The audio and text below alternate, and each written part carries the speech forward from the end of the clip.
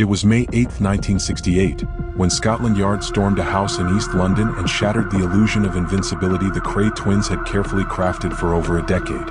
Ronnie and Reggie Kray, once the toast of high society and feared kings of the East End, were finally in handcuffs. Behind the glamour, the celebrity friendships, and the tailored suits lay a trail of blood, fear, and betrayal. One of Britain's most brutal crime empires had crumbled. But how did two brothers from a working-class neighborhood rise to become the most feared men in London? Reggie and Ronnie Kray were born on October 24, 1933, in Hoxton, East London, an area scarred by poverty, war, and a code of honor that often blurred the line between respect and violence.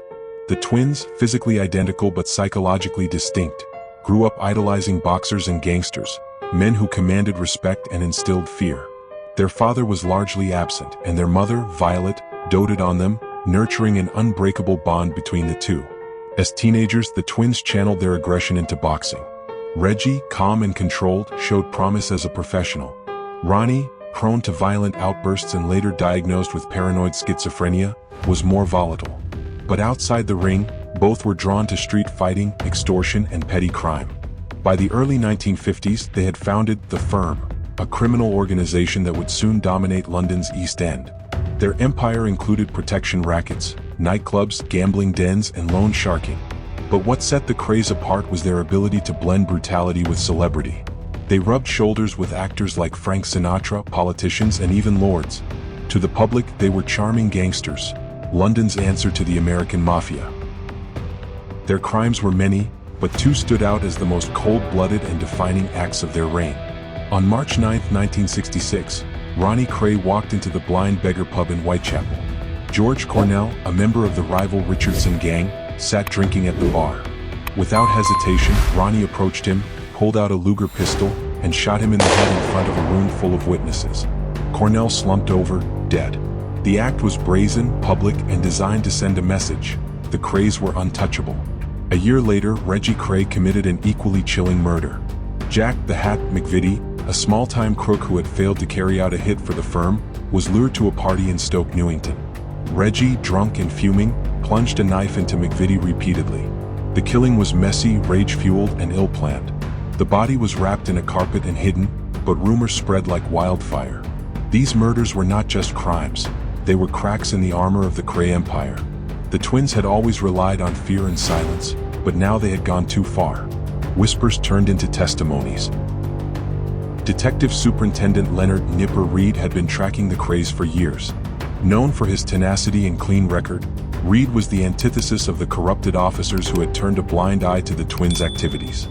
For years, the Krays had eluded capture, protected by fear, bribes, and a code of silence among their victims.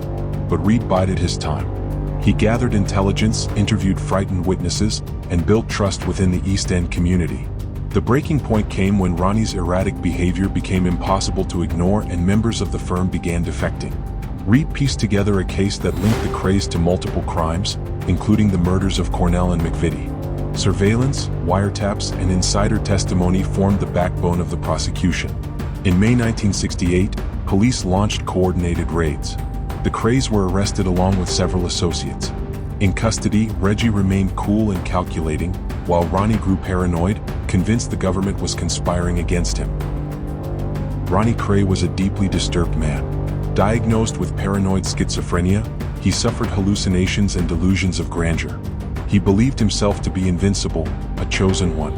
His sexuality, openly gay in a time when it was taboo, made him more paranoid, more defiant. He used violence to assert dominance. Reggie, the more stable of the two, was haunted by his loyalty to Ronnie. Many believe that without Ronnie, Reggie might have left the criminal world behind. But their bond was unbreakable. He once said, "We're not two people. We're one." Their mother, Violet, remained loyal to the end, visiting them in prison and blaming society, not her sons, for their downfall. The East End community, once enamored by their charm and protection, grew disillusioned as the brutality of their crimes surfaced. During the trial, the Krays attempted to intimidate witnesses, but the tide had turned. Several former associates testified against them, including Leslie Payne, the brains behind their financial operations. The trial was sensational. Reporters swarmed the courthouse. Ronnie smirked and muttered threats. Reggie remained stoic. The evidence was damning. Ballistic reports, eyewitness accounts, and forensic links tied them directly to the murders. On March 4, 1969, both were found guilty. Ronnie and Reggie Kray were sentenced to life in prison with a recommendation of serving no less than 30 years. Ronnie was committed to Broadmoor Hospital, a high-security psychiatric institution, where he spent the rest of his life. He died in 1995, aged 61, from a heart attack. Reggie served his sentence at various prisons, including Maidstone and Wayland. He became deeply religious, wrote poetry, and gave interviews expressing remorse. In 2000, suffering from terminal cancer, he was released on compassionate grounds. He died weeks later, aged 66. Their funerals drew thousands, a mix of mourners, curiosity seekers, and aging East End loyalists. For some, they were legends. For others, monsters. The Kray twins remain icons in British crime history, not because they were the most violent, but because they blurred the lines between celebrity and criminality. They courted fame, mingled with the elite, and ruled through terror. Their story is one of brotherhood, ambition, and downfall. It reminds us that power obtained through fear is always fleeting. That behind every gangster's grin lies a darkness waiting to surface. The East End they once ruled has changed. The pubs they drank in are now hipster cafes. The firm grip they held over London is long gone. But the legend endures. Because every time someone mentions the underworld of London, the name Kray echoes like a warning, a shadow from the past that still lingers in the alleyways of history.